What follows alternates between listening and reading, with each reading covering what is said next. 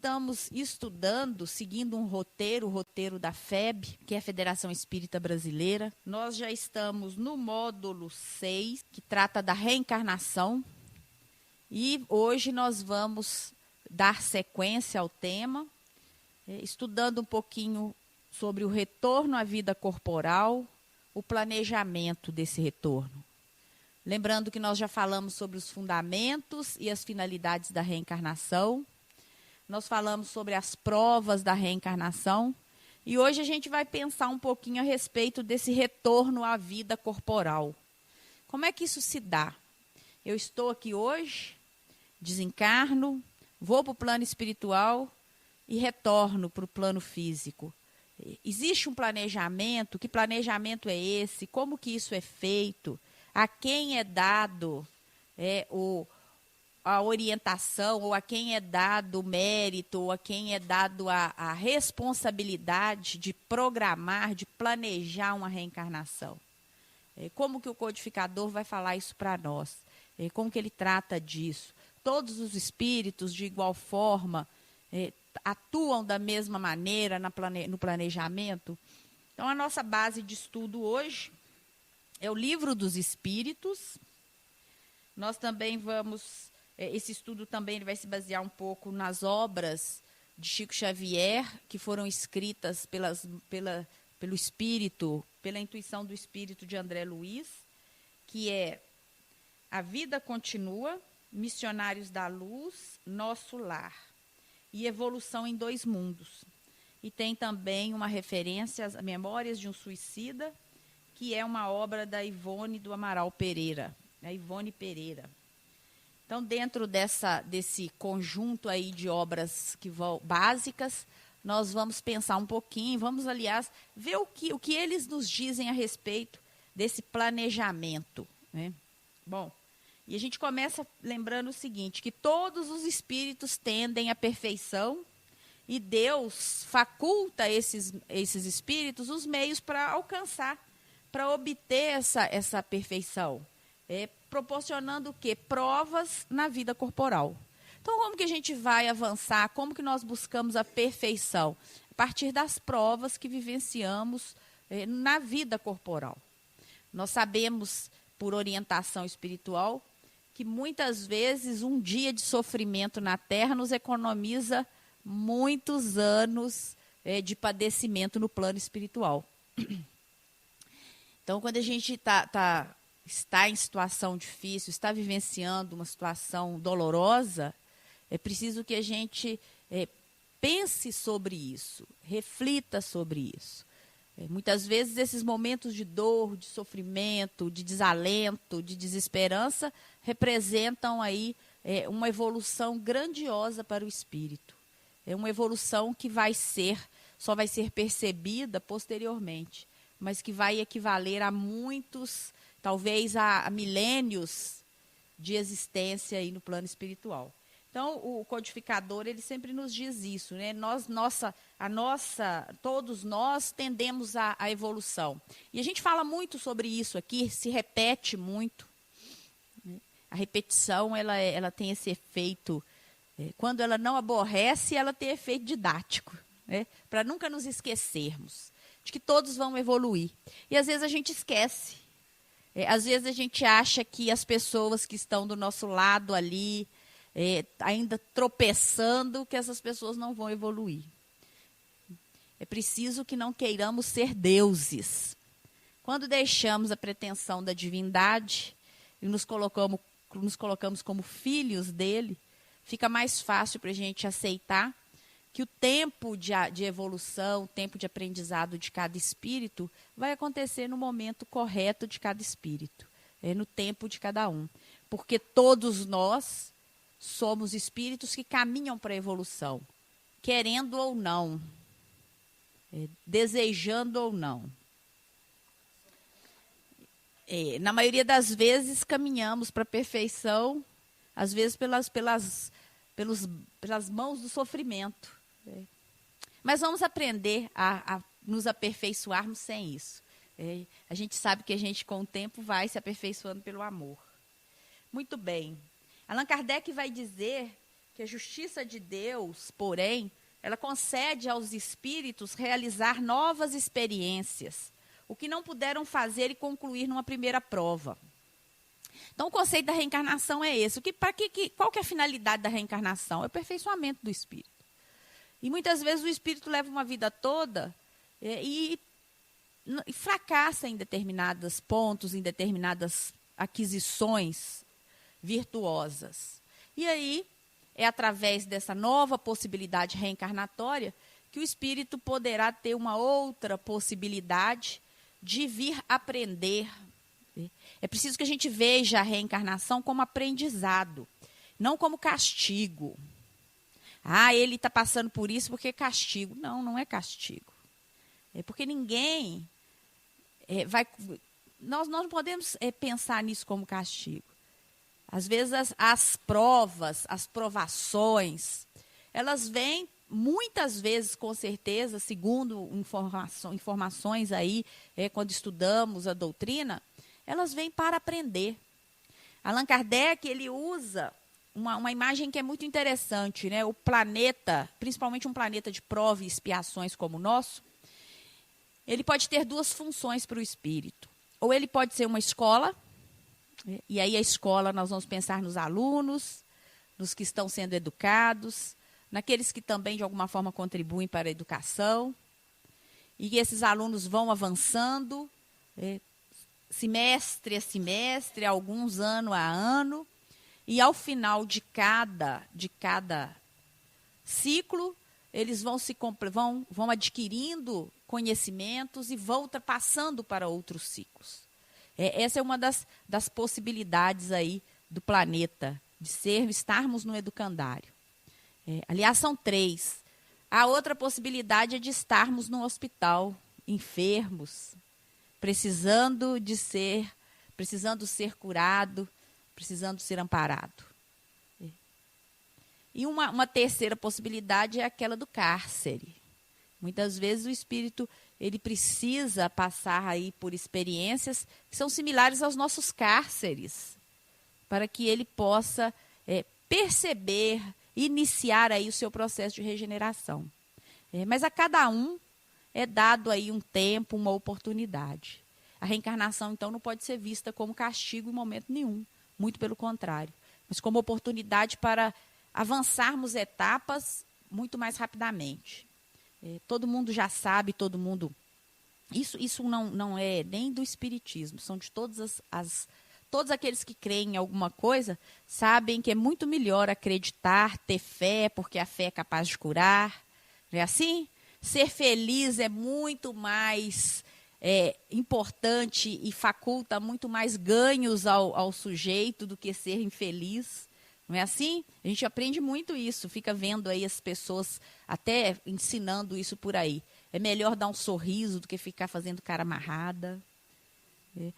Limpa mais a alma, o espírito fica melhor. Tem uns que falam que desopila o fígado, e tem muito fígado por aí precisando de desopilar, não é assim? Pois bem, então as possibilidades aí, essas provas, essas experiências que vivenciamos, elas vão se apresentar para cada um de nós, tomando a forma que cada um de nós pode decidir tê-la. Tem muitos alunos por aí que são expulsos das escolas, porque não se adequam, porque têm dificuldade, porque querem ser rebeldes. No plano espiritual, a gente sabe que os espíritos que não se enquadram à evolução do planeta, aos propósitos evolutivos do planeta, eles são convidados a se retirarem do planeta. E aí eles vão jornadear, eles vão aprender em outros lugares. É aquele aluno que é expulso de uma escola muito boa, acaba indo para uma escola pior para poder aprender. E aí, quando ele sai, que começa a valorizar o que perdeu. Então, partindo disso aí, nós vamos entender, segundo Allan Kardec, que não há improvisação nos procedimentos que antecedem as experiências reencarnatórias. Então, ninguém está aqui de improviso. Ninguém aqui caiu no susto. Cair no susto. A gente até brinca, né? Mas ninguém aqui está brincando. Não há improvisações. Allan Kardec vai dizer que existe, na verdade, uma planificação fundamentada na lógica e na moralidade, tendo em vista o progresso espiritual da criatura humana. Então, se estamos aqui hoje, qualquer que seja o nosso histórico espiritual, qualquer que seja a história que estejamos escrevendo aí para a nossa vida espiritual, é algo que está planejado anteriormente, é algo que para muitos de nós foi consentido anteriormente, consentimos, nós aceitamos passar por isso. Quisemos, muitas vezes imploramos por estarmos aqui. Porque no corpo, fora do corpo físico, nós sentimos a necessidade de vivenciarmos essas experiências. E o corpo físico ele é tão importante porque aqui, diante das limitações, é que nós vamos aprender de verdade. É na prática, é na lida. Então, ser caridoso, por isso que a caridade não pressupõe não fazer. Caridade é fazer o bem. O bem não pode ser de ficar quieto, fechar, cruzar os braços e não fazer nada. O mal para nós espíritas, muitas vezes, é deixar de fazer o bem. É a omissão.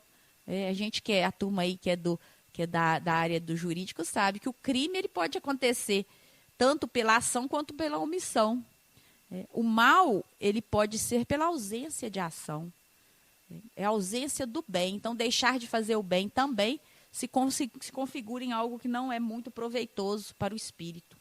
Nesse sentido, a escolha das provas no planejamento reencarnatório merece cuidados especiais por parte dos espíritos planejadores. Quem são esses espíritos planejadores? Então, tem uma turma lá que fica pensando, como é que essa turma fica decidindo isso? Quando a gente estuda a evolução dos espíritos, a gente sabe que os espíritos, quanto mais evoluídos, maior é a felicidade deles em propiciar o bem aos espíritos que estão ainda atrasados na caminhada. Esses espíritos planejadores, na maioria das vezes e com certeza, são espíritos vinculados aos nossos corações. São espíritos que estão à nossa frente no ponto de vista moral, e às vezes até intelectual, mas principalmente moral, e que estão ali para nos auxiliar individualmente. Cada um de nós aí, de alguma forma, recebe esses benesses aí desses espíritos. E é isso que Allan Kardec vai dizer. Essa escolha, o que vai passar, qual que vai ser a trilha do espírito. Como vai ser isso? Conscientes das implicações desses esclarecimentos, ocorrem-nos automaticamente algumas indagações. A gente precisa pensar a respeito de algumas coisas. Quando é definido o momento da reencarnação? Como é que é isso? Eu desencarno e encarno na mesma hora? Desencarno, levo 50 anos? Desencarno, levo 10 séculos? Quando é que decide-se isso? A gente precisa ter muito cuidado para não cair nas lendas por aí, né? Infelizmente, a gente vê muitas pessoas boas, pessoas de bom coração, que ficam enxergando no neto a reencarnação, às vezes, de um irmão que se foi, de um pai, de uma mãe. Fica esperando essas reencarnações e, às vezes, deixa de observar aquele espírito, que pode ser e pode não ser. Principalmente se a gente pensar que estamos no mundo de prova e expiação e que nós, quando desencarnamos, na maioria das vezes não estamos preparados e demoramos muito tempo no plano espiritual para nos reharmonizar, para retornar. E às vezes a gente vê que alguns já definem, já decidem, sem nenhuma crítica, obviamente. O que o codificador ele traz na obra dele não é nenhuma crítica. Mas é principalmente para que a gente não fique fixado nessas questões, porque essas questões só fazem parte dos nossos egoísmos, dos nossos desejos. Eu perdi um filho e aí eu tenho um neto e enxergo no meu neto a reencarnação do meu filho. Isso pode ser um desejo só meu e pode não ter vinculação nenhuma com esses espíritos. Então a gente precisa tomar muito cuidado. Quando é definido o momento da reencarnação, não pode ser definida de acordo com o meu querer, com a minha vontade, com o meu egoísmo. Allan Kardec também vai questionar o seguinte: quais são as condições que determinam que é chegada a hora do retorno à vida corporal? Estou lá do lado de lá, no plano espiritual, lá em nosso lar, escutando aquelas sinfonias na beira daquele laguinho bonitinho. Vocês viram que o jardim de lá é maravilhoso, primoroso. Não tem grama ressecada, não tem flor que não brota. Tudo maravilhoso. Aí estou lá no laguinho, alguém, quando é que eu decido? Quando é que é decidido, ou que eu decido, ou que eu tenho a permissão para retornar aqui para essa terra? Que às vezes as plantas não crescem como a gente gostaria. Que os sons não são tão agradáveis quanto os de lá. Quais são essas condições que vão determinar esse tempo do retorno? Podemos selecionar as provas ou experiências que vivenciaremos no plano físico. Estando lá no plano espiritual, nós podemos escolher aquilo que vamos, aquilo que acreditamos que necessitamos. Que critérios são utilizados, por exemplo, para a escolha dos nossos pais e demais familiares, ou da cidade e país em que renasceremos? Qual que é o critério? Como são definidas questões relativas ao casamento, aos filhos e à profissão?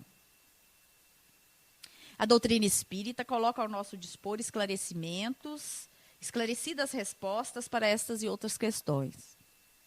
Allan Kardec vai dizer que o homem que tem consciência de sua inferioridade aure consoladora esperança na doutrina da reencarnação.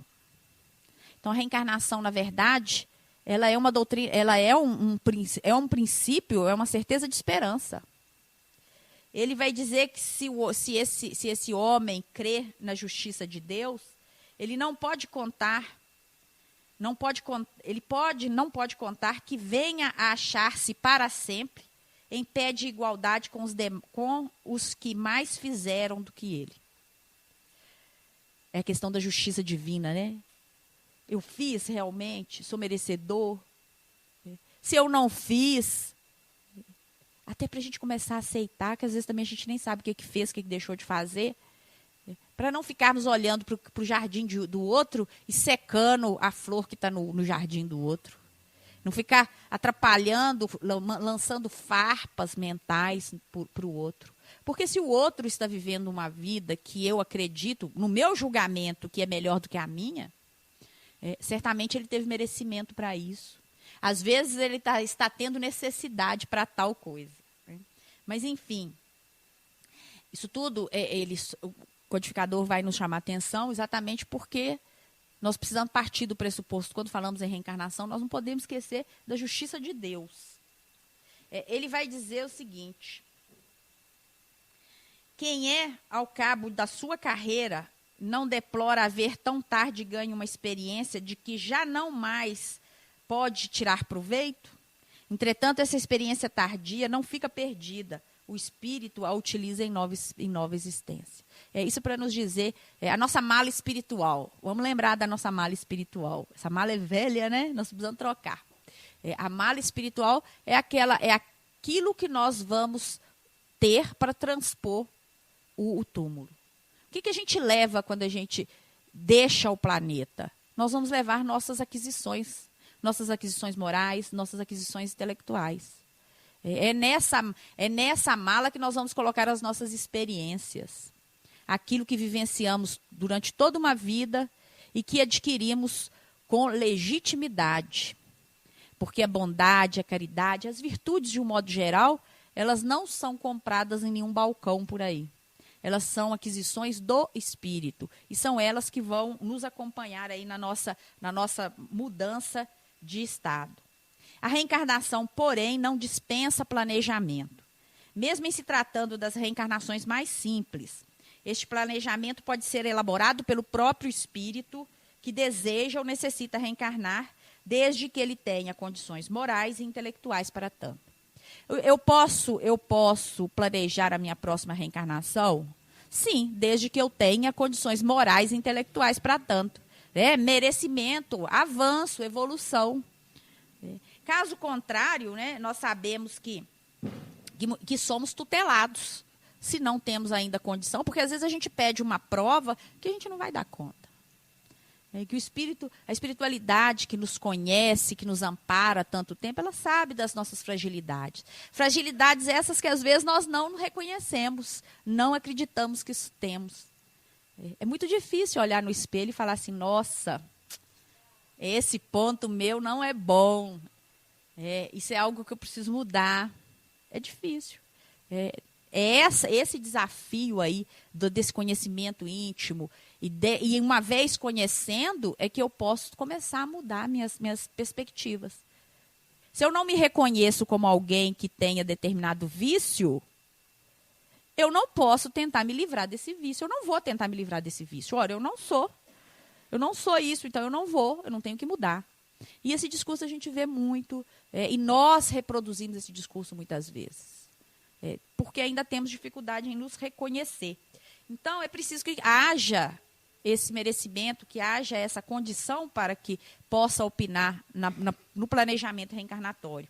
Os espíritos mais adiantados em moralidade e em conhecimento escolhem o gênero de provas porque há de passar, e nisso consiste o seu livre-arbítrio. Nesse assunto, como em outros, sabemos que não existe livre-arbítrio absoluto, mesmo em se tratando de espíritos verdadeiramente superiores. Emmanuel fala isso no livro Consolador de uma forma primorosa. Nós não vamos entrar nisso, mas só para lembrar o seguinte, quando a gente fala em livre-arbítrio, a gente pensa, eu posso fazer tudo desde que eu seja responsável pelos meus atos, desde que eu responda pelas consequências positivas ou negativas desses atos. E é muito importante a gente entender o seguinte, nós podemos fazer tudo, desde que o Pai permita. Porque o meu livre-arbítrio, ele vai esbarrar no determinismo divino. Então, nada vai acontecer, mesmo que eu queira muito, se não houver a permissão de Deus. E Emmanuel trabalha isso. Depois vocês vão lá estudar um pouquinho no Consolador, que vocês vão ver quando ele fala a respeito disso. O livre-arbítrio temos? Mas existe um poder, uma determinação divina de Deus que é maior do que o nosso livre-arbítrio. E é ele que vai incorrer aí nesses momentos. Nada ocorre sem a permissão de Deus, porquanto foi Deus quem estabeleceu todas as leis que regem o universo.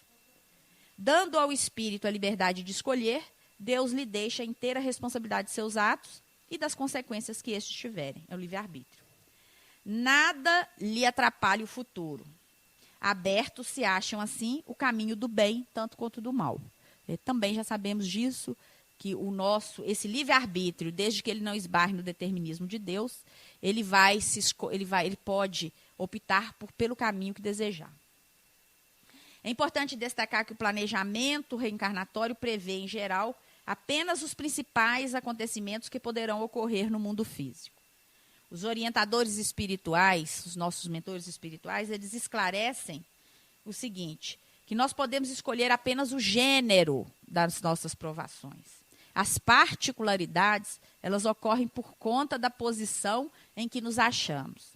São, às vezes, consequência das nossas ações. Então, a gente escolhe, às vezes, o tipo de prova. Agora, aquele dia a dia, aquelas situações, elas podem se alterar. Também, gente, não existe um planejamento engessado, não. Senão, daqui a pouco, o povo vai achar que já nasceu, a gente só tem certo no plano espiritual a hora que a gente chega no planeta e a hora que a gente sai. Essa hora não precisa ficar triste. Porque se sair ali fora e levar uma bala perdida, não fica triste. A bala perdida tinha seu CPF. Era para você mesmo. Não era para mais ninguém. Porque existe esse tempo de permanecermos aqui. Com salvo exceção desses que interrompem, mas isso é um outro caso à parte. Em regra, cada um de nós tem um momento certo para entrar e para sair no planeta. O percurso, a generalidade das nossas provas, elas são mais ou menos delineadas. Só que nós podemos amenizá-las ou agravá-las de acordo com o nosso posicionamento diante das situações. É isso que a espiritualidade está nos dizendo. Eles não estão dizendo que eu vou... coisas muito particulares, muito específicas, já estavam escritas nas estrelas. Isso aí é só para ter espíndola, para nós não. Tá? Somos nós, espíritos, que somos responsáveis pela nossa história. E somos nós que escolhemos como que vamos escrevê-la. E é isso que ele vai dizer, que a espiritualidade está nos dizendo. Ele nos diz, olha, escolhendo, por exemplo, nascer entre malfeitores, sabia o espírito a que arrastamentos se expunha. Ignorava, porém, quais os atos que viria a praticar. Ora, eu escolho nascer num ambiente de malfeitores. Eu sei os riscos que eu vou ter.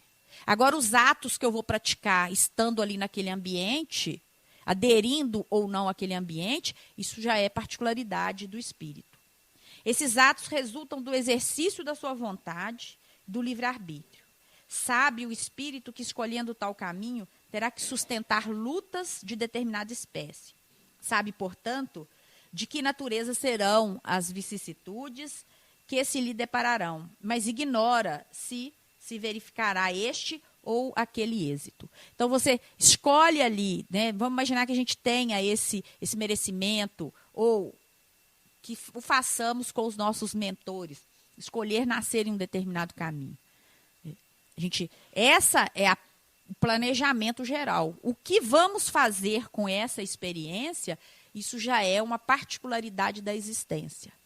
O livre-arbítrio é que vai, no momento da prova, é que vai nos orientar. E isso não dá para prever. Eu sabia que você ia cair ali naquele buraco. Não, você foi desatento e caiu. Não tinha ninguém sabendo, ninguém escreveu sobre isso, não. Né? Allan Kardec também vai dizer o seguinte: os acontecimentos secundários se originam das circunstâncias e da força das coisas. Previstos só são os fatos principais, os que influem no destino. Se tomares uma estrada cheia de sulcos profundos, cheia de buracos, sabe que vai ter que andar com cautela. Porque há muitas probabilidades de cair. Se eu estou andando na rua, está cheio de buraco, eu tenho muita probabilidade de cair. E aqui em Belo Horizonte é uma bênção, né? A gente anda de cabeça baixa, não é porque a gente está sentindo, é porque senão você cai no buraco ali e machuca mesmo. Então, eu posso ali cair se eu ignorar essa realidade. Mas também eu posso não cair se eu for prudente.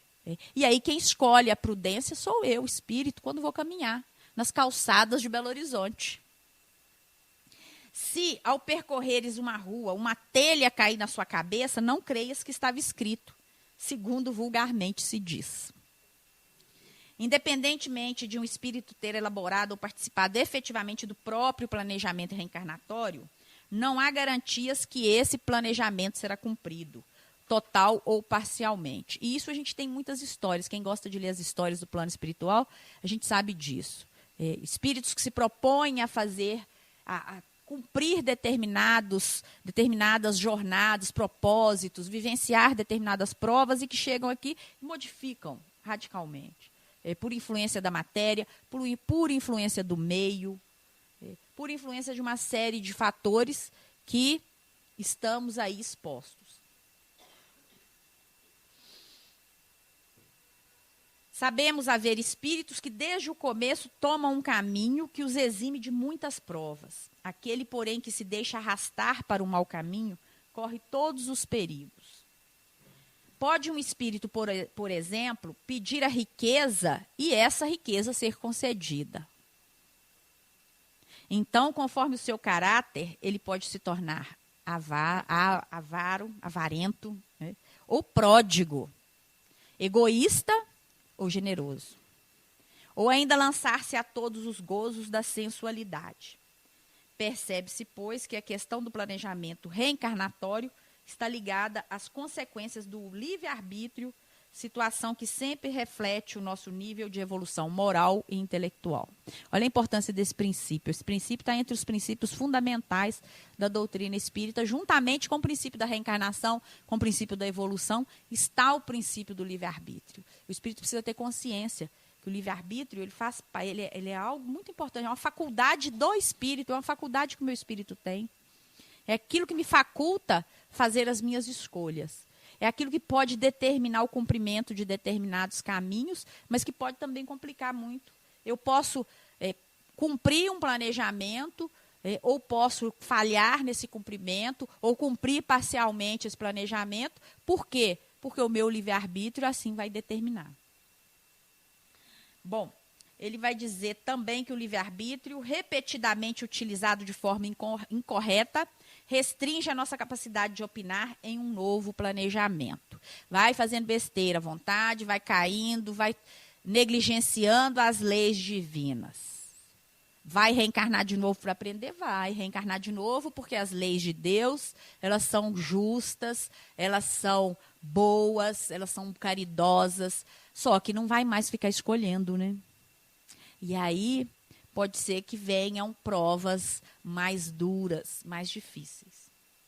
É por essa razão que os espíritos dedicados a esse gênero de tarefa consideram todas as ações que executamos. Aqueles espíritos lá, os planejadores, quando eles vão nos auxiliar, eles vão considerar todas as nossas atuações aqui, antes e depois da desencarnação, definindo critérios norteadores do planejamento reencarnatório que nos cabe.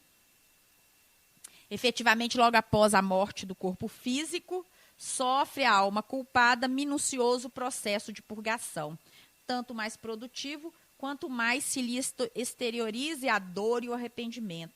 E apenas depois disso consegue elevar-se às esferas do reconforto e da reeducação.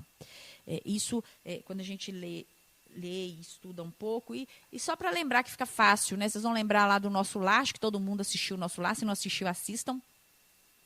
André Luiz, quando logo após o desencarne, e aí muitos ficam assim, mas por quê? Ele próprio se indagou várias vezes, porque ele vivenciou o que ele vivenciou no momento imediato do seu desencarne. Ele foi levado para um lugar, né, para um umbral, para uma zona inferior, e foi achacado, foi chamado, foi humilhado por outros espíritos também devedores, que o chamavam de suicida. E, na verdade, ele não desencarnou pelo suicídio que a gente conhece hoje. E ele não conseguia assim, entender o que estava acontecendo. Ele, mas eu não sou suicida. Não da forma normal. Mas, às vezes, nós nos matamos aos poucos, né? Quando nós quando mergulhamos na dor, por exemplo, na tristeza, no sofrimento, de alguma forma nós estamos promovendo um suicídio lento aí para a nossa vivência. Quando nos embrenhamos nos vícios aí, que vão nos deixar cada vez mais fragilizados, que vão acabar com o nosso corpo, que vão deteriorar e piorar a nossa situação. Então, não tenhamos dúvida, era esse o suicídio que os espíritos, já do outro lado, mesmo em condições de dor e de sofrimento, o acusavam. Então, é nesse momento, segundo Allan Kardec, nesse momento imediato ao nosso desencarne, a gente fica muito com a consciência muito latente. E aquilo que para nós pareceu algo que você poderia esconder, um remorso, uma falta, uma dificuldade, elas tomam proporções muito grandes. É nesse momento que o espírito ele precisa se reencontrar. André Luiz, ele fica naquela fase ali de muito sofrimento até o momento em que ele, por um lapso, um instante aí de conexão com o mais alto, ele pede o socorro. Ele bate, porque eu preciso bater para a porta abrir para mim. Ninguém vai vir me socorrer, bater na minha casa e falar assim, você está precisando de alguma coisa aí? Tenho ali algumas coisas para você. Não. É preciso que o Espírito busque. Para que para que nós todos recebamos da espiritualidade o apoio, as bênçãos, é preciso que a gente abra o coração para isso. Quando a gente está na casa espírita, muitos vêm por dor, outros vêm por alegria, que bom. Mas é preciso que a gente venha desarmado, principalmente.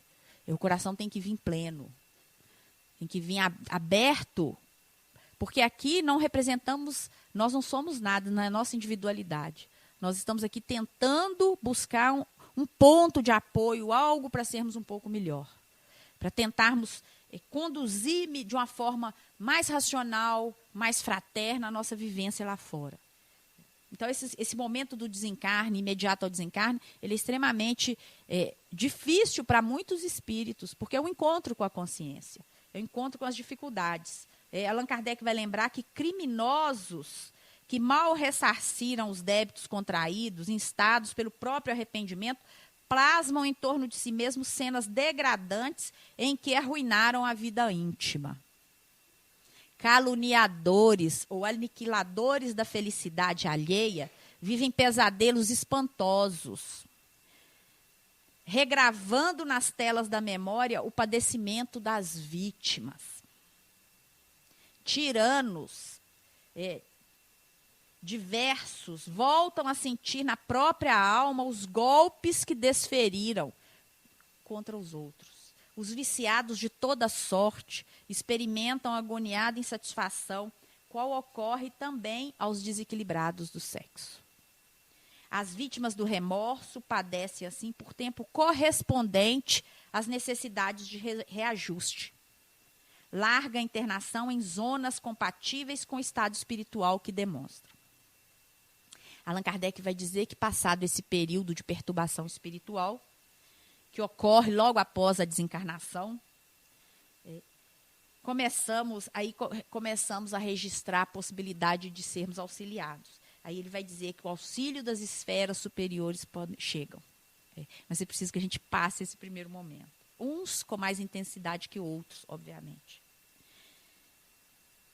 Muita vez ascendem à escola benemérita, nas quais recolhem mais altas noções da vida, aprimoram-se na instrução, aperfeiçoam-se impulsos e exercem preciosas atividades, melhorando os próprios créditos. Todavia, as lembranças dos erros voluntários, ainda mesmo quando as suas vítimas tenham já superado todas as sequelas dos golpes sofridos, entranham-se-lhe no espírito por semente do destino. De vez que eles mesmos, em se reconhecendo necessitados de promoção a níveis mais nobres, pedem novas reencarnações com as provas de que carecem para se quitarem conscientemente consigo próprio. Então, mesmo quando... Toma muito cuidado. Né? Ah, não, mas eu falei, mas ele nem sentiu. Mas não é ele que vai sentir, sou eu. Quem registrou a ofensa é o ofensor. Muitas vezes nós ficamos preocupados em amparar as vítimas. Prestem atenção no que eu vou dizer, porque eu não estou anuindo nenhuma má ação. Mas eu estou dizendo o seguinte, aquele que precisa de mais apoio e mais proteção e mais oração é o agressor. É ele que é o desequilibrado. Se alguém lhe desferir um golpe, você recebeu aquele golpe, mas o grande devedor não foi você, não é você, é ele. No plano físico, a gente fica muito assim, vinculado a essas coisas. Né? Ele me traiu. Não, ele não me traiu, ele se traiu. Ele se traiu a si próprio, não foi a mim. Eu continuei o meu percurso, eu continuei o meu propósito, eu continuei o meu planejamento espiritual. Quem desvirtuou foi ele. E mesmo que as vítimas, aparentemente, ou realmente, elas não mais se ressintam das ofensas, quem vai ficar impresso no meu DNA espiritual, e no momento certo a minha consciência vai me chamar, para que eu possa rever e reaver essas dificuldades. O espírito no início do processo evolutivo, ou portador de marcante perturbação espiritual, ou ainda que demonstra um persistente estado de rebeldia perante as leis de Deus, estão temporariamente impedidos de opinar no próprio planejamento reencarnatório. Isso está lá no livro Memórias de um Suicida, em que os espíritos que desencarnam com perturbações muito sérias, muitas vezes eles não têm a menor condição de fazerem, de darem opinião ou de tentarem promover qualquer planejamento. Então, isso é feito pelos espíritos que os tutelam. Nessa situação, a experiência reencarnatória é tutelada por um espírito esclarecido, apresentando características de compulsoriedade. Vem compulsoriamente. Tem espírito suicida que só precisa do útero. Só para refazer um pouquinho o perispírito, não é assim? Nem nasce. E a gente chora, né? Fica triste, com razão, porque esperava uma vida e queria essa vida junto. Mas se a gente pudesse dimensionar o trabalho, a contribuição espiritual que demos a um outro espírito, que talvez estivesse lá esperando há tanto tempo essa oportunidade, só de vir, né? A gente talvez percebesse de uma forma um pouco menos dolorosa. Como o espírito não tem condições de programar a sua reencarnação, Deus lhe supre a inexperiência, traçando-lhe o caminho que deve seguir. Como fazemos com as nossas criancinhas, né? Deixa, porém, pouco a pouco, à medida que o seu livre-arbítrio vai se desenvolvendo, que esse espírito passe a ser senhor de suas próprias escolhas. Então, quando simples e ignorantes, o nosso planejamento espiritual é feito por espíritos superiores que nos tutelam, que estão nos auxiliando. À medida em que vamos adquirindo condição moral, à medida que vamos evoluindo, nós passamos a poder, num primeiro momento, opinar, e talvez num momento muito mais à frente, até a promover essas escolhas. É isso que o nosso codificador está nos dizendo. Deus impõe ainda a tutela de um espírito esclarecido sobre o outro, quando este, pela sua inferioridade ou má vontade, não se mostra apto a compreender o que lhe seria mais útil, e quando vê que tal existência servirá para a purificação e o progresso do espírito, ao mesmo tempo que lhe sirva para expiação. Então, às vezes, quem está aí achando que não tem proteção, tem sim, viu? Tem um espírito fantástico, um espírito superior, um espírito que te ama, que está do seu lado aí o tempo todo, te auxiliando, tanto no seu planejamento reencarnatório. Olha como que a reencarnação é um conceito de esperança. Temos sim, temos o protetor, temos aquele que está conosco, ou aqueles que estão conosco o tempo todo, tentando ali, nos tratando muitas vezes como criancinhas. Outros um pouco mais rebeldes, né, são os adolescentes, e alguns menos rebeldes já são os que estão mais amadurecidos. Bom, o que motiva um espírito a fazer a escolha de suas provas ou concordar com a escolha feita por outro espírito é a natureza das suas faltas, as que o levem à expiação destas e a progredir mais depressa. Uns, portanto, impõem a si mesmo uma vida de misérias e privações. E aí ele vai lembrar, né? Muitos espíritos escolhem esse caminho muito de miséria e de privação, exatamente objetivando um avanço mais significativo. Outros preferem as tentações da riqueza e do poder, que são muito mais perigosas. Pelos abusos e má aplicação a que podem dar lugar pelas paixões inferiores, muitos, finalmente, se decidem a experimentar suas forças nas lutas que terão que sustentar no contato com o vício. Então, as nossas provas, elas são das mais variadas ordens. Ou no campo do poder, ou no campo da riqueza, ou no campo da miséria ou da privação, ou no campo da viciação e dos mais diferentes vícios. Da beleza, né? Que também é uma prova. Excesso pode ser complicado. Em suma, podemos afirmar que os planejamentos reencarnatórios são muito diversificados, porque diversas são as necessidades humanas. Isso aí nem precisava contar para nós, porque nós já sabemos, né? Que os espíritos, como espíritos, somos individualidades, e como individualidades, como o próprio nome diz, cada um de nós tem uma característica diferente. Basta olhar um para o outro aqui que a gente vai ver que somos completamente diferentes. E os que estão nos escutando, muito mais diferentes ainda. E no plano espiritual, como espírito, somos assim também. Cada um tem a sua peculiaridade, a sua particularidade, a sua necessidade, o seu merecimento. E são esses fatores que vão interferir decisivamente nas escolhas reencarnatórias que poderão vir para nós. Pois bem, o convite que eu vou fazer aqui para encerrar, porque eu preciso encerrar, para aqueles que quiserem ler um pouquinho mais, as obras de André Luiz trazem muitas histórias a respeito dessas experiências espirituais, desses planejamentos, esse momento em que que estamos no plano espiritual e que vivenciamos isso com os nossos anjos, com os nossos tutores espirituais, com os nossos espíritos que nos acompanham. Que possamos refletir um pouquinho sobre o papel que estamos aí vivendo, o que estamos fazendo com essa oportunidade da reencarnação, e que Jesus nos abençoe e tenha misericórdia de nós, para que a gente não erre tanto, para que a gente não utilize o nosso livre-arbítrio de forma tão equivocada. Eu quero agradecer a oportunidade. Boa noite.